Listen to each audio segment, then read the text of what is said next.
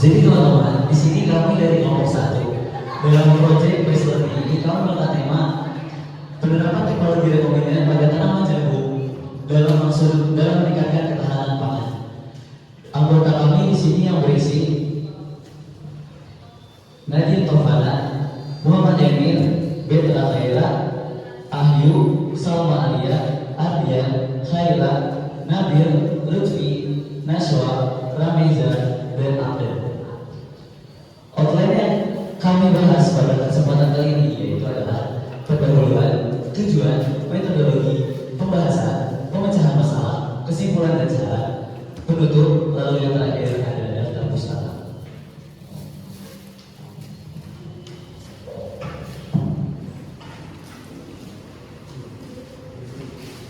Oke, jadi di sini ada video mengenai rekomendasi pada jagung.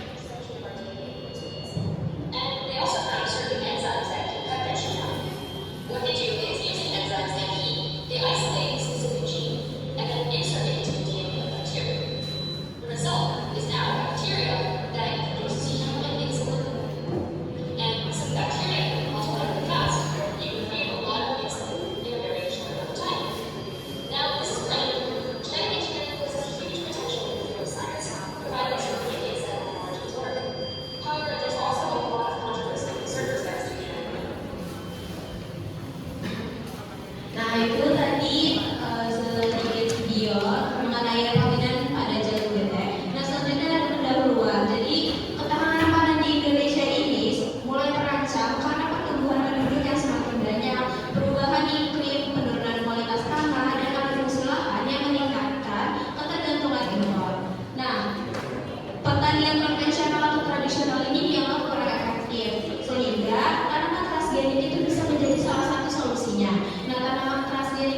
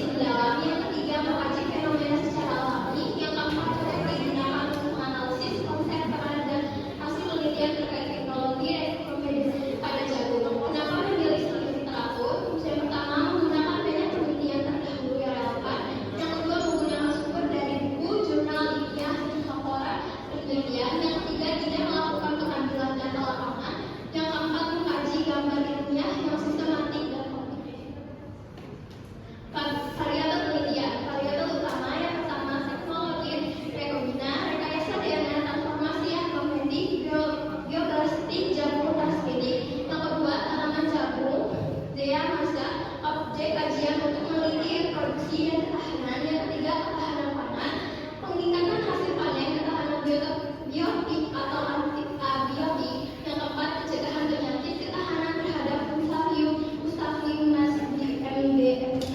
Dan selanjutnya teknik pengumpulan data.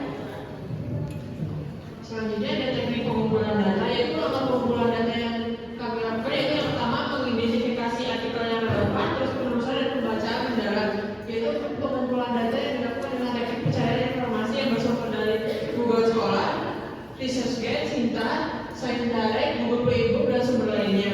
Yang ketiga, kita mengekstraksi informasi penting seperti teknologi, tujuan modifikasi, dan dampaknya. Yang keempat, pencatatan metode penelitian setiap artikelnya. Yang kelima, menyusun matriks perbandingan antar artikel. Selanjutnya, analisis data. Teknik analisis data yang kita gunakan yaitu yang pertama, membaca dan mencatat data penting. Yang kedua, mengelompokkan data. Yang ketiga, menilai relasi dan hubungan antar temuan. Yang keempat, membentuk gambaran menyeluruh tentang teknologi rekomendasi pada jagung. Kemudian, uji kredibilitas. Yang pertama, menilai kualitas artikel. Yang kedua, memeriksa kemungkinan bias penelitian. Yang ketiga, membandingkan hasil antar artikel. Yang keempat, menilai logika metode dan relevansi hasil. Yang kelima, menjamin data faedah ilmiah. Selanjutnya akan dijelaskan oleh Sekarang masuk ke bagian pembahasan, yaitu disiplin ilmu. Jadi pada bagian disiplin ilmu ini kita bisa lihat bahwa antara jurnal lama dan jurnal baru ini terlihat perbedaan. Yaitu di jurnal lama itu lebih membahas tentang bagaimana lebih fokusnya pada konsep umum rekayasa genetika. Contohnya itu ada di teknik rekombinan DNA. Sedangkan untuk yang temuan terbaru itu dia membahas tentang lebih spesifik, yaitu bagaimana memanfaatkan gen BP untuk disisipkan di tanaman, yaitu membahas bagaimana mekanisme produksinya dan data penerapannya di berbagai negara. Sebenarnya kalau misalnya kita lihat bahwa temuan jurnal lama dan jurnal terbaru ini memiliki dua kesamaan, memiliki beberapa kesamaan, yaitu membahas dari segi regulasi, ekologi, dan dia bisa meningkatkan produktivitas pada ketahanan pangan dan juga mengurangi penggunaan pestisida. Lalu selanjutnya ada perbandingan dari jurnal lama dan juga jurnal baru. Ada bidang fisiologi atau patofisiologi. Jadi untuk yang jurnal lama pada bidang fisiologis itu jagung bete menghasilkan protein CRY yang berbentuk kristal yang awalnya berbentuk protoksin menjadi toksin berukuran 27 sampai 149 kilodalton yang akan merusak sel vital dalam usus serangga sehingga serangga yang memakan jagung bete itu akan mati. Akibatnya hama akan menjauh dari tanaman tersebut. Lalu pada patofisiologisnya, penyisipan gen BT itu akan membuat tanaman menghasilkan insektisida alami yang membuat tanaman tak dapat didekati atau dikonsumsi para hama sehingga tanaman terjaga dan tidak rusak, serta kandungan protein CRY sempat terdegradasi oleh pencernaan manusia dan hewan. Lalu pada jurnal terbaru itu pada bagian fisiologisnya, pada tanaman jagung bete yang rusak, tanaman akan menghasilkan infeksi jamur penghasil aflatoksin dan juga fumonisin. Jika jagung bete kerusakannya lebih sedikit secara fisiologis, maka kontaminasi mikotoksin akan rendah. Lalu pada patofisiologisnya, protein CRY dapat terdegradasi dalam pencernaan manusia dalam waktu 0-7 menit. Namun pada dosis tinggi ada efek sitotoksik yang membuat hal ini harus lebih diteliti lebih lanjut.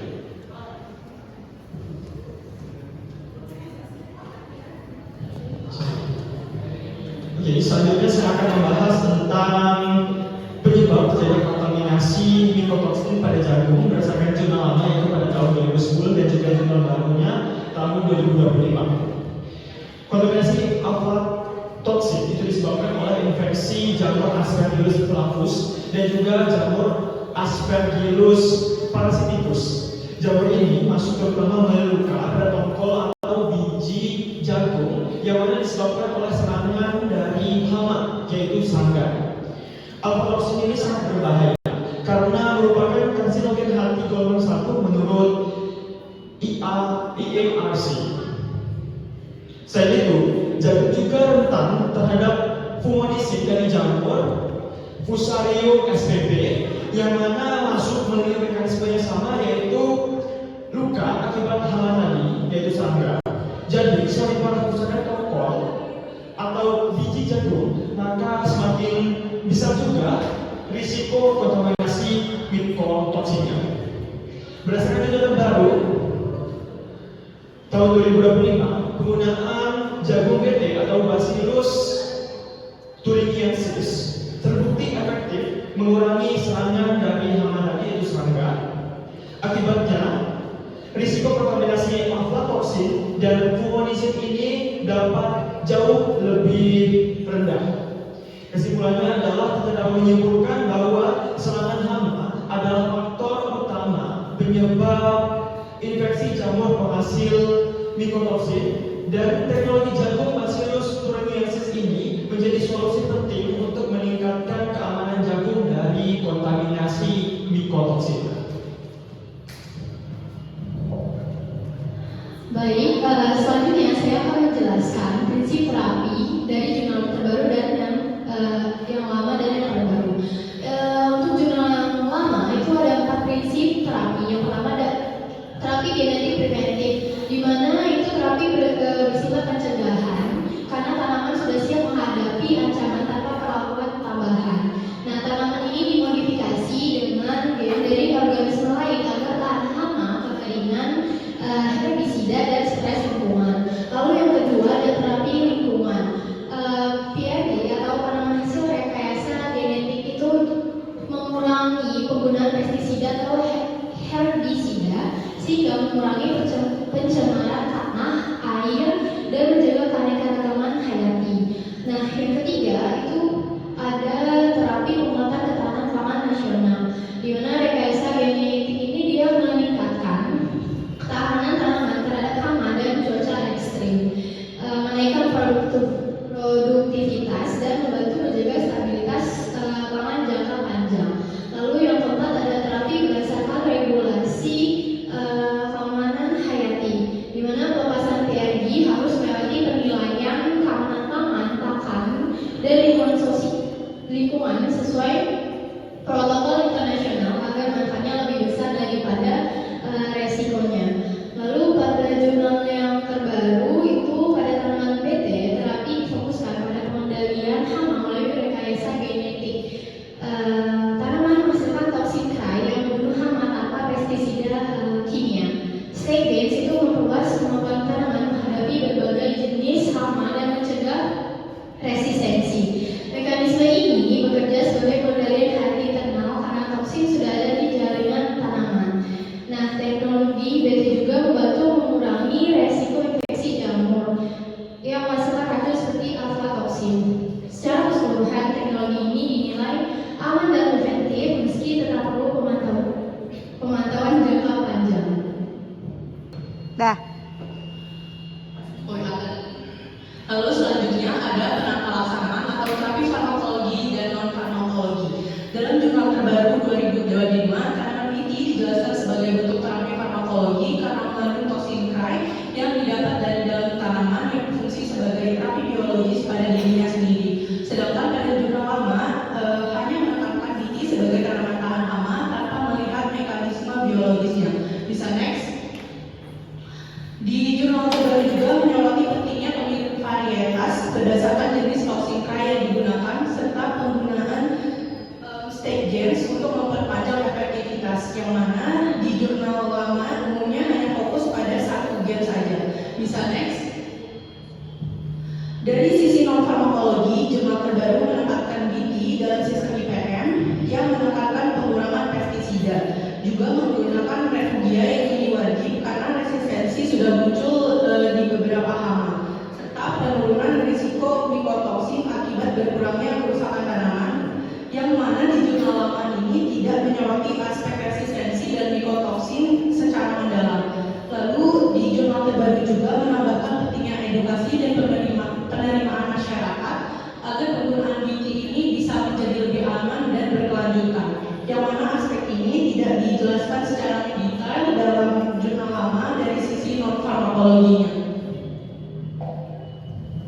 Baik, selanjutnya adalah simpulan. Yang pertama, teknologi rekombinan meningkatkan kualitas, produktivitas, dan ketahanan jagung melalui penyisipan gen tertentu yang membuat tanaman tahan hama, penyakit, dan kondisi lingkungan yang kurang mendukung. Yang kedua, jagung BT melindungi tanaman, menurunkan kerugian panen, mengurangi penggunaan pestisida, dan menjaga kualitas panen. Yang ketiga, ada transformasi gen melalui Agrobacterium tomatoides atau metode pluralistik yang menghasilkan varietas unggul yang tahan hama dan adaptif. Yang keempat, teknologi rekombinan berpotensi mendukung pencegahan penyakit terkait bahan rawan melalui platform protein terapeutik atau kandidat vaksin. Selanjutnya, saran untuk yang pertama itu kita bisa melanjutkan penelitian untuk mengevaluasi ketahanan jagung rekombinan di berbagai kondisi lingkungan. Selanjutnya, kita bisa memperkuat pengawasan serta regulasi agar penggunaan teknologi aman bagi lingkungan dan kesehatan. 3. Tingkatkan edukasi dan pendampingan petani agar penerapan teknologi optimal dan berkelanjutan.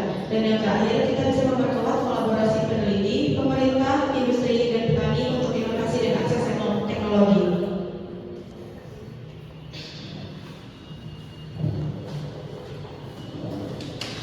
Oke, buat teman-teman semua, kan tadi udah dijelasin terkait rekombinan kepada ketahanan pangan.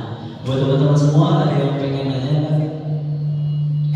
Bisa angkat tangannya ya. Oke, buat siapa? Sebelumnya izin perkenalkan diri, nama saya Syafa Leza dan NFM 2018-031040. Jadi izin bertanya, kenapa jagung BT ini dapat dikatakan memiliki tingkat toksik yang lebih rendah daripada jagung yang disemprot oleh pestisida? Mungkin kita keep dulu buat pertanyaannya. Ada yang mau bertanya lagi?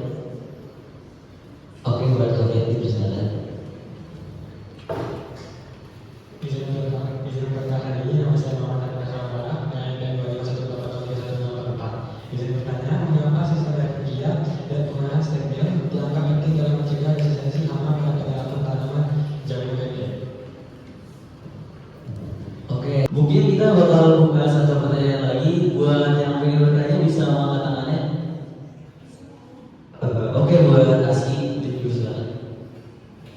Baik, izin memperkenalkan diri, nama saya Askia Putri Diantama dengan NPM 2518-031060. Izin bertanya, bagaimana teknologi rekombinan pada jagung BT dapat meningkatkan ketahanan tanaman terhadap hama dan mengurangi risiko kontaminasi mikotoksin? Terima kasih.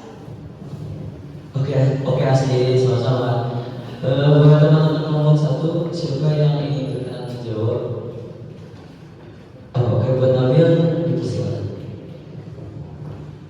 Oke, mohon izin Aski dan teman-teman untuk menjelaskan tadi pertanyaannya bagaimana teknologi rekombinan itu dapat bagaimana teknologi rekombinan itu pada jagung Bacillus thuringiensis itu dapat meningkatkan ketahanan tanaman terhadap hama dan juga mengurangi kontaminasi mikotoksin. Nah, jadi sesuai yang tadi yang saya jelaskan tadi, teknologi rekombinan pada jagung BT ini atau Bacillus thuringiensis ini bekerja dengan memasukkan gen Bacillus thuringiensis atau BT tadi yang menghasilkan protein K. Apa sih protein K itu? Jadi protein K itu adalah racun khusus untuk hama. Jadi ini tuh untuk yang membasmi hama. Tetapi pada kita manusia dan juga hewan ternak itu tetap aman karena sistem cerna kita itu berbeda dengan tanaman. Jadi protein K ini itu nggak akan bisa aktif di dalam tubuh kita. Nah, kemudian protein ini itu bersifat insektisida dan akan dapat menghancurkan sel usus hama ketika dimakan, sehingga hama itu mati dan tidak akan merusak tanaman. Karena kerusakan tanaman ini dapat berkurang dengan sangat signifikan, jamur yang biasanya itu berkembang melalui luka tadi akibat serangan dari hama, yaitu serangga tadi itu tidak akan berkembang, dan juga peluang infeksi jamur seperti Aspergillus dan juga Fusarium ini dapat pula menurun. Nah, sehingga kontaminasi mikotoksin, tingkatan kontaminasi mikotoksin baik itu yang alpha toksin dari Aspergillus tadi dan juga fumonisin dari Fusarium tadi itu menjadi jauh lebih rendah seperti yang dijelaskan saat presentasi tadi. Jadi rekayasa chemiosynthesis ini dapat meningkatkan ketahanan tanaman terhadap hama dan dapat menjaga kualitas pangan. Ya, kurang lebih seperti itu. Apakah bisa menjawab? Ya, terima kasih Rizky. Oke, karena keterbatasan waktu, mungkin kita cukupkan 2 sesi tanya jawab ini.